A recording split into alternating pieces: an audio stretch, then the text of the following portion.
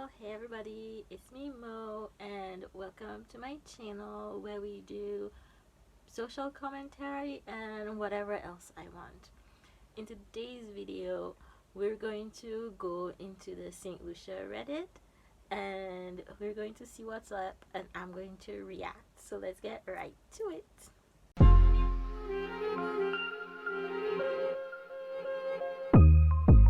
Okay, so the St. Lucia Reddit is not very active, but there are a few gems, and if this video does well, I will react to it in the future every couple of months ago. So if you enjoy this video and you want me to do it again, make sure you like and you tell your friends to also watch it.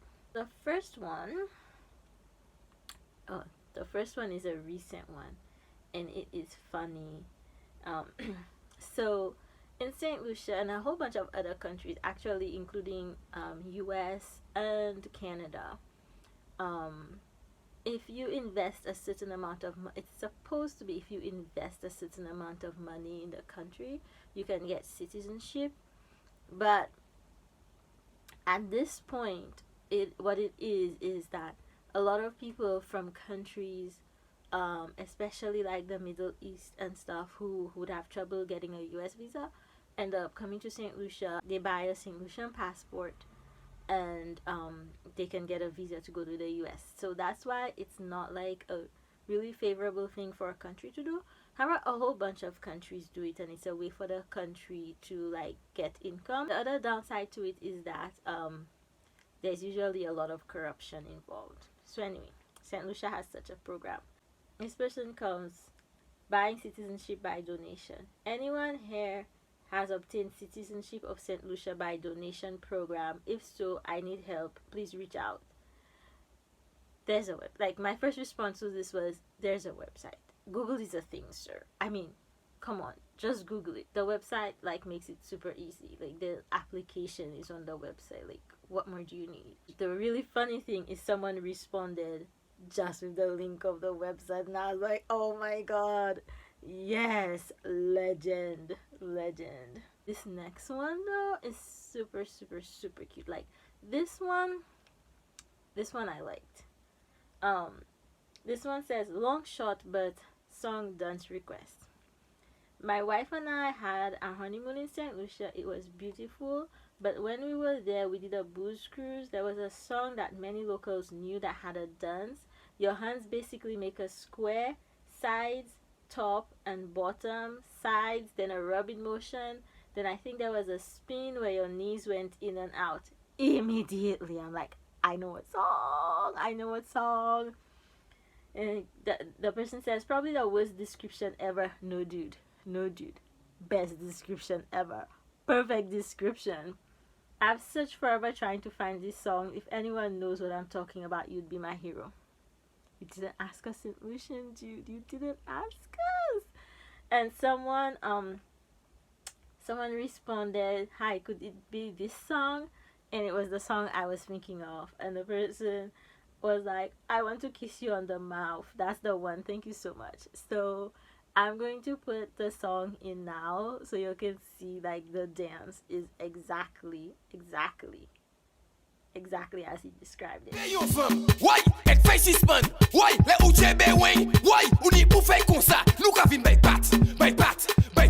This next one is like typical what you get in the St. Lucia Reddit. Like, I don't think there's even that many St. Lucians in the St. Lucia Reddit. It's quiet except for these type of posts.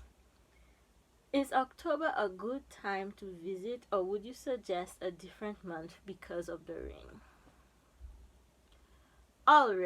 You already know.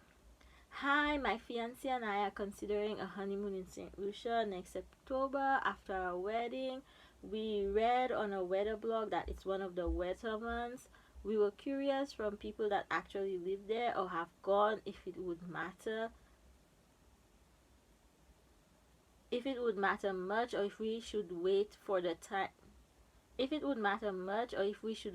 springtime. Thank you, and I hope anyone who reads this has a good day. Pleasant enough post, but like, I don't understand what it is about tourists who, just like when it comes to vacation, lose all common sense.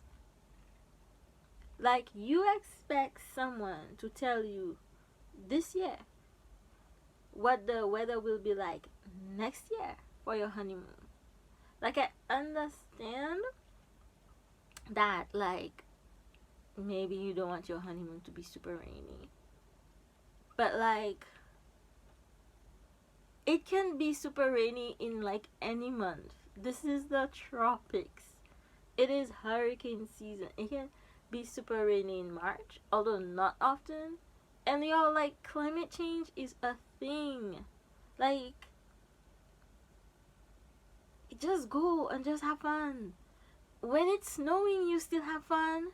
When it's raining, you can still have fun. All the things are still open. Like, people will come on vacation. I have been at a resort and get mad that it's raining. Like, I don't understand. It's like they almost want you to stop the rain.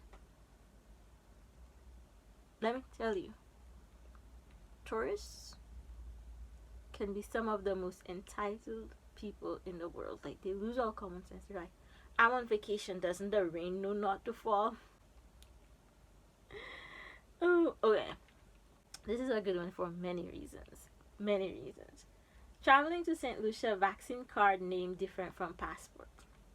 As the title suggests, what you writing? You writing a book or writing an essay? I booked flights way back with my old maiden name with my passport, still using maiden name at this time. But when my vaccine card reflects my new married name, will this be a problem with traveling to the airport from New York City or on the island? On the island?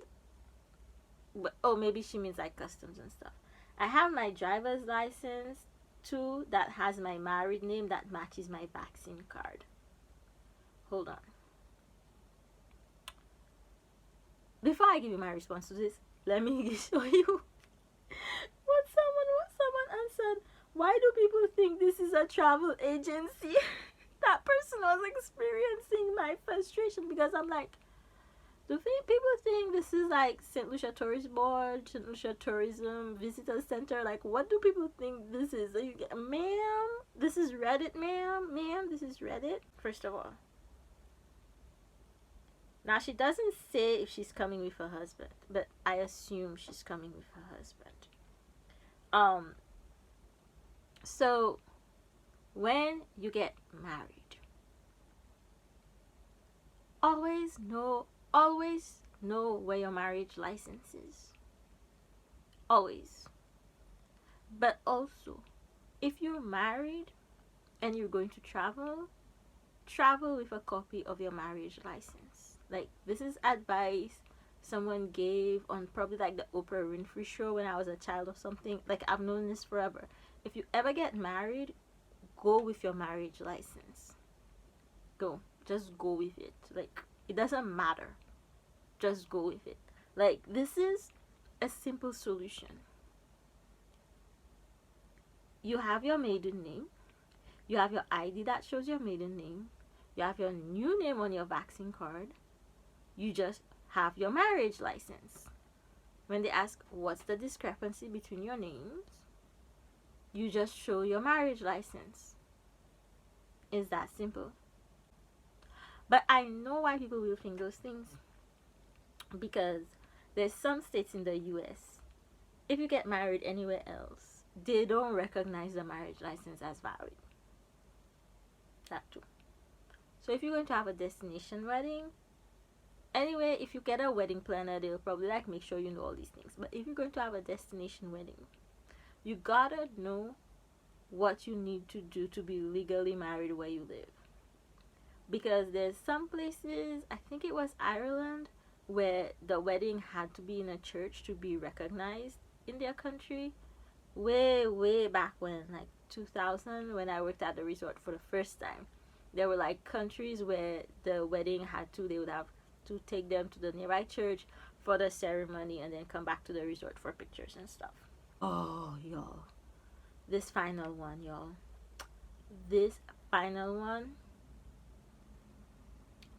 this one takes the cake.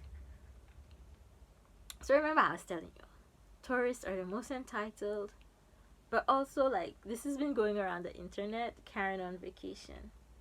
These people leave their countries, they come to your country, and because they paid for a vacation, they think that means it paid for the people too.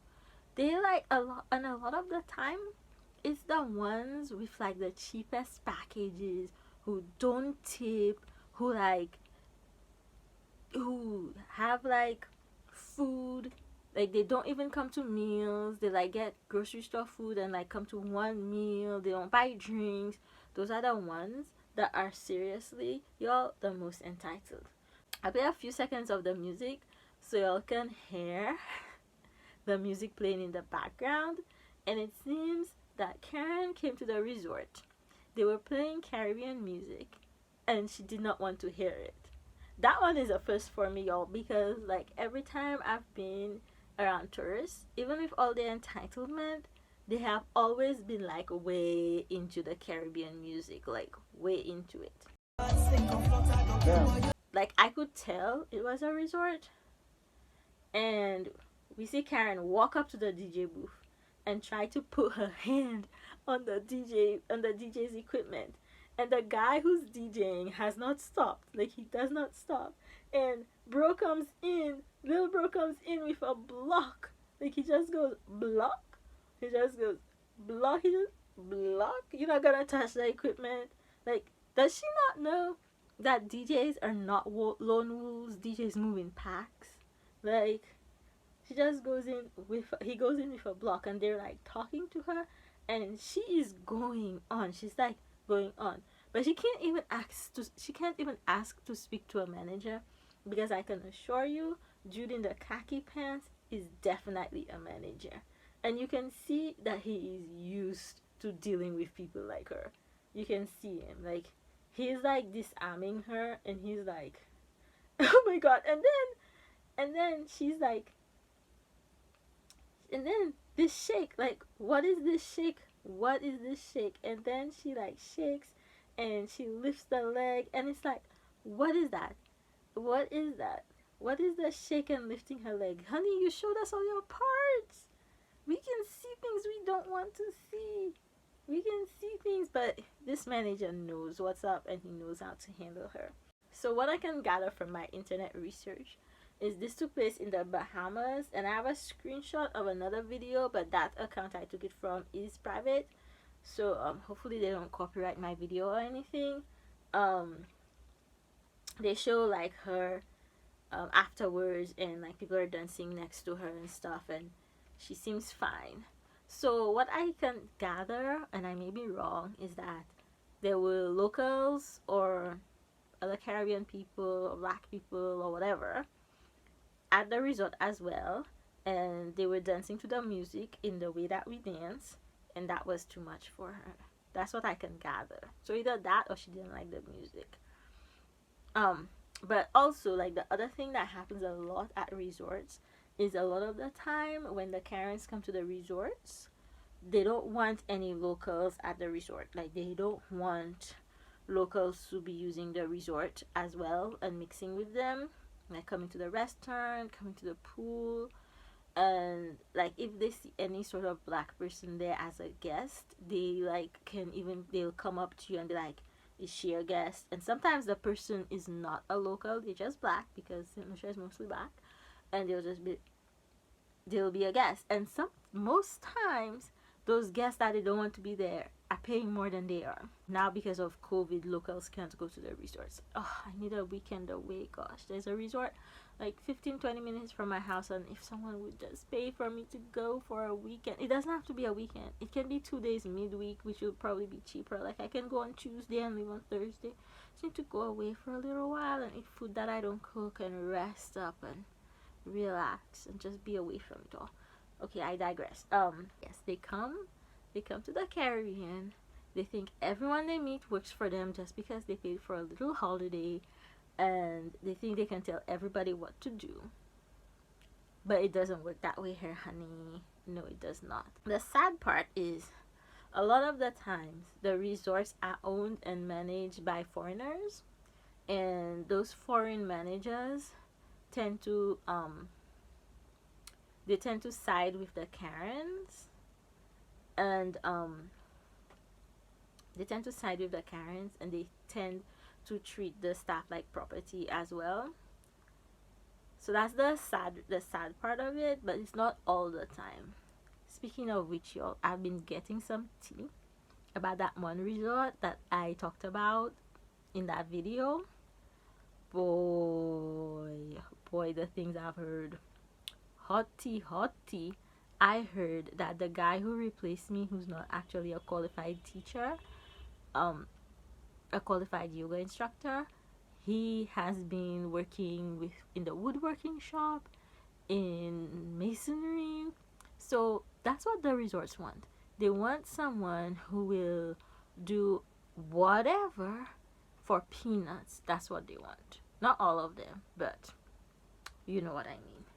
Anyways, y'all, this has been more reacts to the St. Lucia Reddit. If y'all have Reddits y'all think I might be interested in reacting to, let me know, because I don't really go on Reddit that much. But if it's funny and I'm interested, then I'll definitely react to it. But not am I the asshole. Those people, they have issues and I can't with them. But let me know about other funny Reddits that you'd like me to react to. Or even like TikTok trends and stuff. Like, I'm not on TikTok, but where there's a will, there's a way. Okay, y'all. Thank you so much for watching. Don't forget to give me a like and a subscribe. Share with your friends. Tell your friends to come watch my videos. Shout out to my patrons. Shout out to my members. Buy my merch. Buy my book. Join my channel. Become a patron. Thanks for watching, y'all. Bye.